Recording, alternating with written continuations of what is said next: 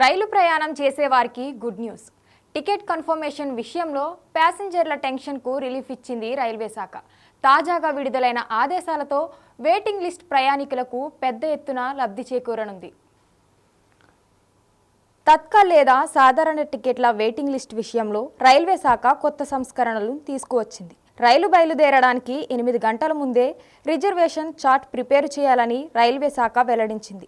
సాధారణంగా రైలు ticket book చేసుకుని waiting లిస్టులో ఉన్నవారికి టికెట్ కన్ఫర్మ్ అవుతుందా లేదా అన్న టెన్షన్ ఉంటుంది. ఈ కన్ఫర్మేషన్ మెసేజ్ ప్రయాణానికి 4 గంటల ముందు మెసేజ్ లేదా మెయిల్ రూపంలో అందిస్తుంది రైల్వే శాఖ. అయితే ఈ నిబంధనలను మారుస్తూ కీలక నిర్ణయం తీసుకుంది. తాజాగా వచ్చిన కొత్త రూల్స్ ప్రకారం ప్రయాణానికి 8 గంటల ముందు కన్ఫర్మేషన్ టికెట్ సమాచారం ప్రయాణికుల ఫోన్కు వచ్చేలా కొత్త మార్గదర్శకాలను జారీ చేసింది. అంటే మనం చేసే జర్నీకి 4 గంటల ముందుకు కాకుండా 8 గంటల ముందుకు రైలు టికెట్ కన్ఫర్మ్ అయ్యిందో లేదో తెలిసిపోతుంది.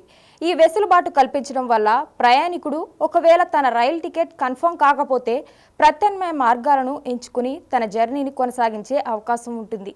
అదే 4 గంటల ముందు కన్ఫర్మేషన్ మెసేజ్ ఇవ్వడం వల్ల ప్రయాణికుడు వేరే ప్రత్యామ్నాయ మార్గాన్ని ఎంచుకోవడంలో కొంత ఇబ్బందులు ఎదుర్కోవాల్సి ఉంటుంది.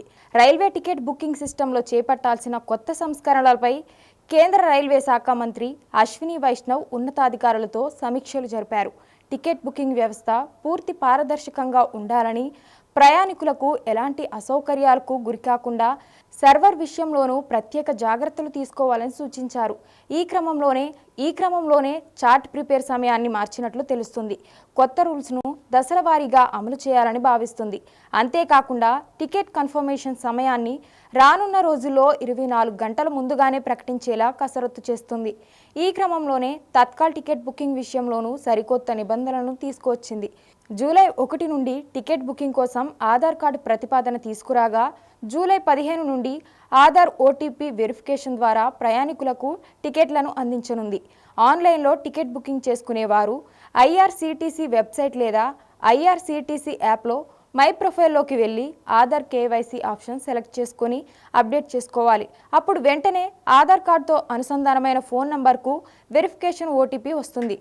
ఆ నంబర్ను నమోదు చేయడంతో కేవైసీ పూర్తవుతుంది. ఇలా చేయడం వల్ల బుకింగ్ సమయంలో ఓటీపీ బేస్ వెరిఫికేషన్ జరుగుతుంది.